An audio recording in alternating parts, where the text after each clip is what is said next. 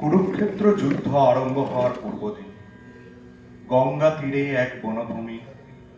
কর্ণ বসে আছেন একা। কিছুক্ষণ আগে কুন্তী এসেছিলেন তার কাছে, জানিয়েছিলেন কর্ণই তার জ্যৈষ্ঠ সন্তান। বলেছিলেন কর্ণ পাণ্ডব পক্ষে যোগ দিলে আলোকপাতে মীমাংসা হবে যুদ্ধে। কিন্তু কর্ণ অনড়। এবার এসেছেন দ্রৌপদী নিজে। কর্ণ, কর্ণ, কে? দ্রৌপদী, তুমি? পাঞ্চালী। তোমার বিস্ময়ে আমি বিস্মিত নই কর্ণ, কেননা লোকে জানে আমি তোমার শত্রু। হয়তো তুমিও তাই ভাবো। যার চিন্তা আমাকে বহু রাত বিনিদ্র রেখেছিল, দিনের পর দিন অশান্ত, অপমানে দগ্ধ, প্রতিশোধ স্পৃহায় অস্থির, আর আকাঙ্ক্ষায় আকাঙ্ক্ষায় উত্তাল। নষ্ট আশা, ব্যর্থ পরিতাপ, আমার অপহৃত নিষ্পাপ যৌবন সেই আমার চোখের সামনে। ভাবিনি তোমাকে আবার দেখবো কোনোদিন। হঠাৎ ইচ্ছে হলো তোমাকে আবার দেখি। তোমার ইচ্ছে হলো? সুন্দরী স্নিগ্ধ ছায়া, রৌদ্রকোমল বিলাসী, সুন্দরী বনভূমি, মাঝে মাঝে মর্মর পল্লবের ধ্বনি, তাছাড়া আর কোনো শব্দ নেই। সম্ভব নয় কি কর্ণ, সম্ভব নয় কি এইখানে, এই আকাশের তলে, এই নির্জনতায় কয়েক মুহূর্তের জন্য ভুলে যাবে আমি তোমার বৈরী পত্নী, আর আমি ভুলে যাব তোমার ওপর আমার আক্রোশ। সম্ভব নয় কি কর্ণ, সত্যিই কি সম্ভব নয়? শুধু কয়েক মুহূর্তের জন্য তোমার আর আমার প্রীতি বিনিময়। মধুময় তোমার বাক্য দ্রৌপদী, কিন্তু দুঃখ এই, শুধু বনভূমি দিয়ে তো রচিত নয় এই পৃথিবী, শুধু পতঙ্গের গুঞ্জন দিয়ে নয়, শুধু পল্লবের মর্মর ধ্বনি দিয়ে নয়। আছে রাজধানী, আছে প্রাসাদ, আছেন রাজন্যেরা, আছে চক্রান্ত, আছে সংঘর্ষ, আছে অস্ত্রের ঝনঝনানি। মানুষ ভরে তোলে তার জগৎ কর্মের গর্জন আর ঘটনার কলরব দিয়ে। নিজেকে সময় দেয় না তার হৃদয়কে কথা বলতে। সেই জন্যই তো কর্ণ, সেই জন্যই তো, যেহেতু সময় একেবারে অল্প, যেহেতু সময় আর নেই। কর্ণ, মন্ত্রণা সভা বিফল হলে এবার যুদ্ধ আসন্ন, অনিবার্য। কই কিছু বলছো না যে? যদি যুদ্ধই অনিবার্য হয় তবে তো মন্তব্য অবান্তর। দীর্ঘ 13 বছর ধরে আমি ছিলাম এই দিনের অপেক্ষায়। দুর্যোধনের উরু চূর্ণ হবে, দুঃশাসনের বাহু ছিন্ন হবে। আমি মনে প্রাণে চেয়েছি প্রতিশোধ, কিন্তু আজ যুদ্ধের এই পূর্বক্ষণে, এই ভঙ্গুর নির্জনতায়, মুহূর্তে আমি আমার মনে সংশয়। সংশয়? কেন? আছে পাণ্ডবদের পরাজয় ঘটে। শ্রীকৃষ্ণ বলেছেন পাণ্ডব যে জয় নিশ্চিত। আমি তাকে বিশ্বাস করি, কিন্তু এখন দেখছি যুদ্ধের আয়োজনে আমার ইচ্ছাকে বহু দূরে ছড়িয়ে এলো। হিংসার উত্তরে প্রতিহিংসার পুনরাবৃত্তি। বলি হবে স্বজনেরা, বালকেরা। তবে এখন আমার মনে প্রশ্ন এই, কর্ণ, তুমি তো কুরু বংশের কেউ নও, তুমি রাজবংশেরও কেউ নও। তবে এই যুদ্ধে তোমার স্থান কোথায়? আমার মর্ম কথা তুমি প্রকাশ করলে পাঞ্চালী। আমিও তাই ভাবি মনে মনে, কে আমি? কে? পাণ্ডব নই, কৌরব নই, অনাত্মীয় এক আগন্তুক, কালো স্রোতে ভাসমান এক পাত্র, জল আর বাতাসের বেগে চালিত এক অনাহূত অতিথি আমি হস্তিনাপুরে। কুল গোত্রহীন নিষ্প্রয়োজন আমারই ভুলে যেহেতু আমি চেয়েছিলাম যোদ্ধাবৃত্তি, সুতপুত্র হয়েও চেয়েছিলাম অর্জুনের প্রতিদ্বন্দ্বী হতে কোনো একদিন কোনো এক স্বয়ম্বর সভায়। অর্জুনের প্রতিদ্বন্দ্বী, অথচ তোমাকে মাঝে মাঝে অর্জুনের আত্মীয় বলে মনে হয়। এ এক নতুন কথা শোনালে পাঞ্চালী। কেন? এই কথা আগে কেউ বলেনি। তোমার হাসিতে, হাতের ভঙ্গিতে, কখনো বা কণ্ঠস্বরে, ওষ্ঠরেখায় স্পষ্ট নয় কিন্তু আচম্বিতে ধরা পড়ে সাদৃশ্য, যেন দুই ভাই, তুমি আর অর্জুন। তোমার কল্পনা শক্তি প্রখর। সুতপুত্রের সাথে পাণ্ডুপুত্রের সাদৃশ্য। কিন্তু হয়তো কিছু আছে যা বংশ পরিচয় দিয়ে বিচার্যই নয়, তা স্বতঃস্ফূর্ত। সত্যি বলতে আমি তোমাকে প্রথম এই দেখলাম।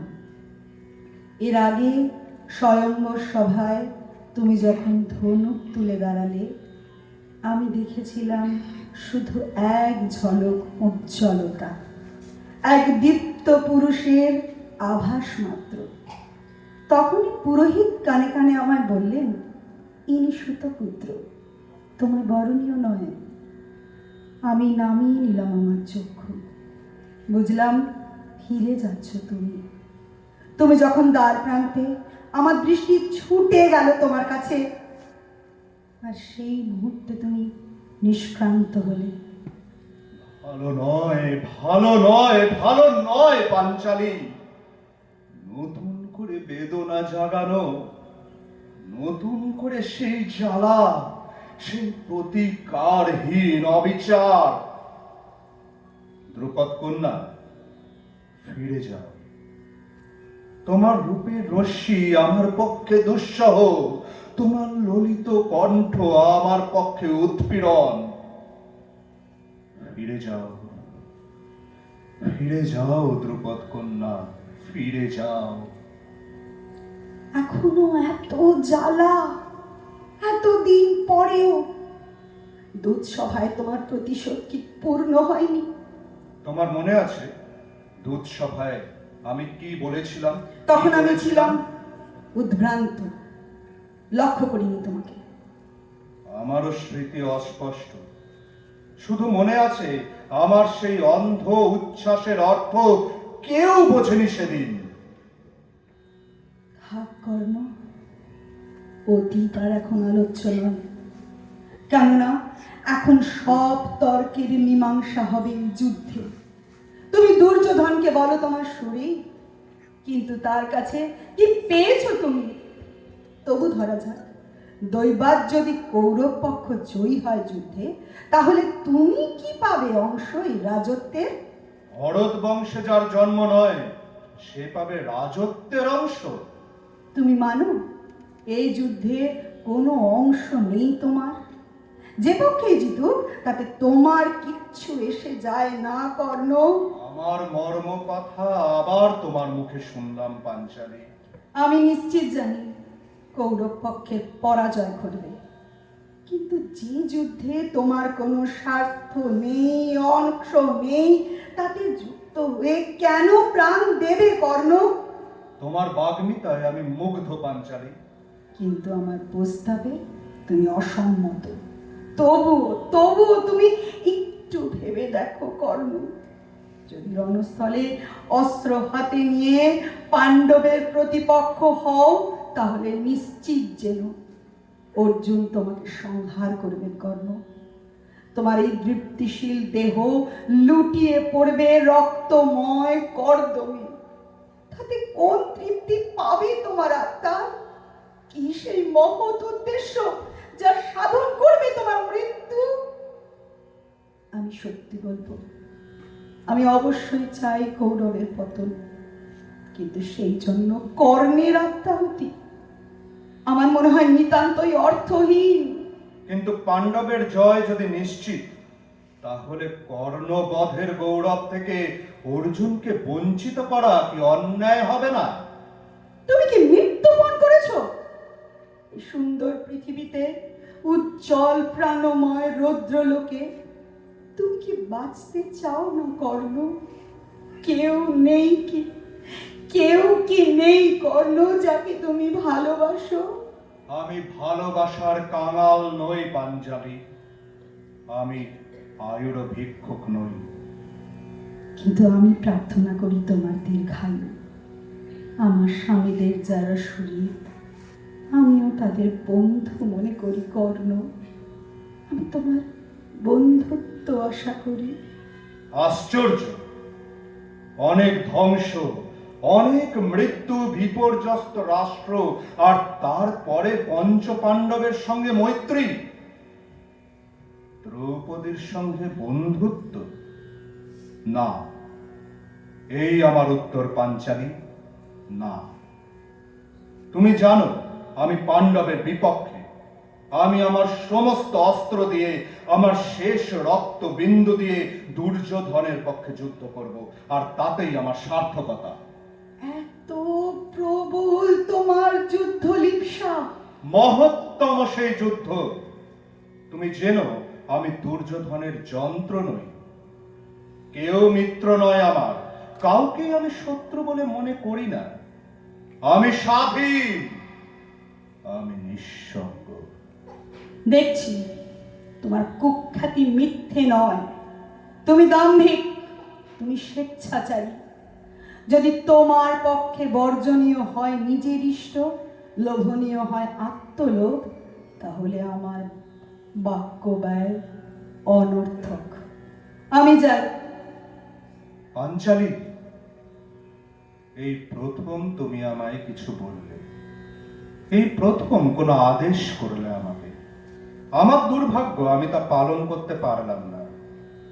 তবু আমাকে বলতে দাও, অনেক ভাগ্যে আজ তোমার দেখা পেলাম। যুদ্ধের আগে শান্ত সময়ে রৌদ্রময় আকাশের নিচে যেও না পাঞ্চালী, আর এক মুহূর্ত অপেক্ষা করো। আমি দেখি তোমায় আরো একবার। ক্ষমতার সংঘর্ষ থেকে দূরে, ছলনার সন্ধান থেকে দূরে, তোমার চূর্ণ লোক কাঁপছে যখন বাতাসে, যখন তোমার বসনে বৃক্ষ ছায়া চঞ্চল, তোমার অধর যখন রৌদ্র রেখায় স্পষ্ট। যুদ্ধের আগে গঙ্গার তীরে শান্ত নীল বনভূমির নির্জনতায়। সুশ্রাব্য বচন যেন রূপমুগ্ধ যুবার, যার দৃষ্টি নীলিমায় মগ্ন, যার চিত্তে নির্মল অনুভূতি, অথচ এর বক্তা হত্যাকাণ্ডে যোগ দেওয়ার জন্য উন্মাদ। তীব্র তীব্র তীব্র তোমার তিরস্কার পাঞ্চালী, কিন্তু সত্য নয়। আমি এত দূর পর্যন্ত হত্যায় বিমুখ যে মৃগপক্ষীকেও কখনো আঘাত করিনি। অর্জুনের মতো অস্ত্র চালানোর কোনো কীর্তি হয়তো আমার নেই, শুধু কিঞ্চিত খ্যাতি আছে, তাও হয়তো ভিত্তিহীন। আমি চাই পরীক্ষা। না পাঞ্চালী, আমি উন্মাদ নই, শুধু অপেক্ষমান সেই মহান নিষ্করুণ পরীক্ষার জন্য, যার মধ্য দিয়ে আমি পাবো আমার আত্মপরিচয়। তবে যেন তোমার পতন অনিবার্য। আমার দুঃখ হয় তোমার জন্য কর্ণ, আমার দুঃখ হয়, আমার সত্যি দুঃখ হয়। বিদায় কর্ণ, বিদায়। নমস্কার। নমস্কার।